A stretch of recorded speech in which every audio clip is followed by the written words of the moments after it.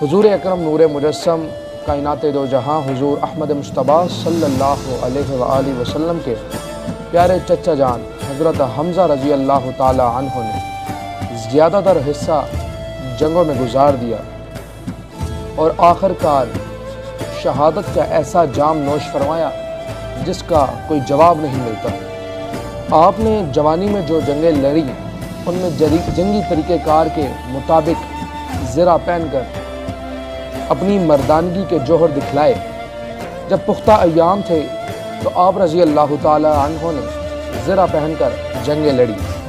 جب ایام پیری شروع ہوئی، جب آپ ضعیف ہو گئے، بوڑھے ہو گئے، تو آپ نے زرہ پہننا ترک کر دی، آپ نے چھوڑ دی۔